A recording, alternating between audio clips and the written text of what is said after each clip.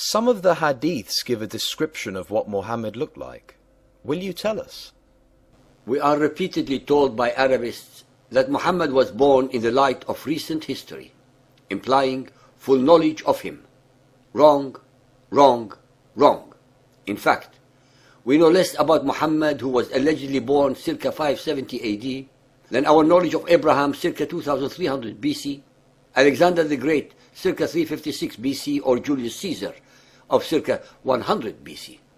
His early life and his life in general were not documented because the Arabs of his days were steeped in ignorance, superstition, and illiteracy, with very little knowledge of writing or even the materials to use thereof. Nomadic or semi-nomadic people cannot create a civilization, especially in an arid and desolate land such as found in the Arabian desert.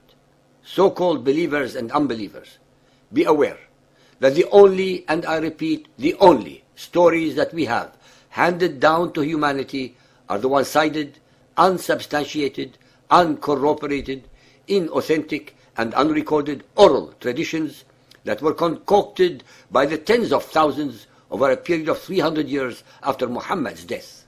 All that we have emanates from the self-serving Islamic sources, invariably legendary, mythical, and contradictory, none of which are primary or even secondary.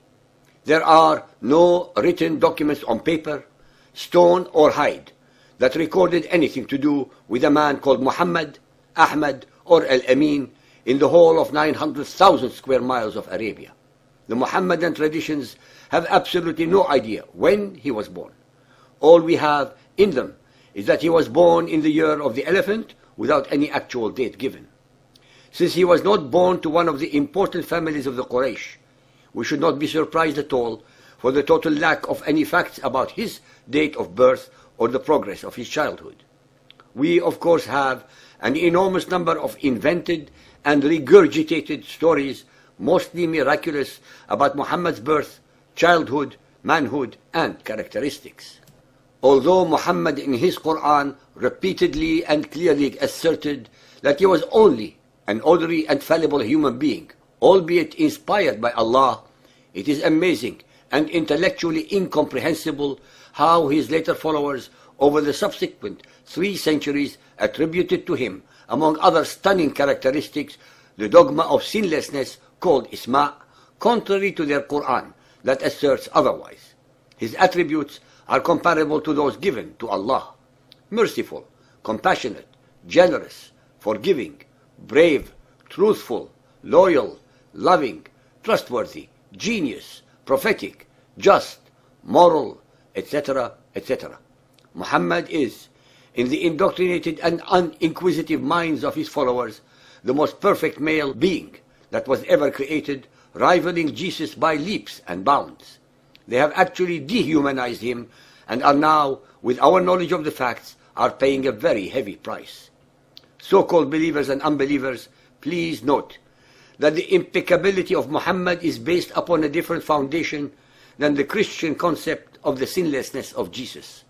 Muhammad's impeccability is asserted for the purpose of establishing the validity of his revelations only, his Quran. Jesus' sinlessness, on the other hand, is the corollary of the affirmation of his divinity. As all of you, our listeners, have found out through 205 chapters so far, Muhammad was actually the exact opposite of what his followers metamorphosed him to be. He was, as we have repeatedly and clearly demonstrated, a compulsive liar, a serial rapist and sexual predator, a coward, a psychopathic, hate-mongering aggressor, a pathological deceiver and betrayer of trust, a creature who was totally devoid of any mercy or compassion, and a megalomaniac to boot. We have addressed and proven each and every which one of the above characteristics based entirely upon the very Arabic of the Quran, hadith, and tradition passed on to us by his followers. Ladies and gentlemen, the very first complete biography of Muhammad was actually put on paper at least 150 years after his death by the incredible Ibn Ishaq in his monumental and detailed Sirat Rasulullah, or the life of the Messenger of Allah, as translated by Alfred Guillaume. In fact, this book, which is available, should be a must-read by any of you who wants to know in detail Muhammad's demonic characteristics passed on to us not by an enemy of Muhammad or Islam, but in Arabic by one of his most ardent and loyal followers. So much so that many modern Muhammadan apologists try to do their best to cast him as a liar or untrustworthy. The usual accusations made by Muhammadans whenever one is telling the truth or facts about Muhammad's unsavory characteristics. Also, be very aware of the fact that out of almost 1 million hadiths collected by Bukhari and Muslim and Tirmidhi hadiths, not even 10,000 are considered authentic or sahih. It is unfortunately in such a disgusting degree of mendacity and deception of Muhammad's alleged traditions that 1.4 billion of his followers base their faith into and extol so much actually leave a lot to be desired. Al-Tirmidhi Hadith 5791 narrated by Ali ibn Abu Talib. When Ali described the Prophet, he said, he was neither very tall nor excessively short, but was a man of medium size. He had neither very curly nor flowing hair, but a mixture of both. He was not obese. He did not have a very round face, but it was so to some extent. He was reddish white. He had wide black eyes and long eyelashes. He had protruding joints and shoulder blades. He was not hairy, but had some hair on his chest. And the palms of his hands and his feet were calloused. When he walked, he raised his feet as though he were walking on a slope. When he turned around, he turned completely. Between his shoulders was the seal of prophecy, and he was the seal of the prophets. He had a finer chest than anyone else, was truer in utterance than anyone else, had the gentlest nature and the noblest tribe.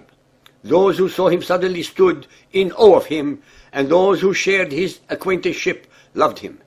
Those who described him said they had never seen anyone like him before or since. If you Google Muhammad's characteristics, you will read the most astounding attributes about Muhammad that were ever bestowed on any human being in recorded history.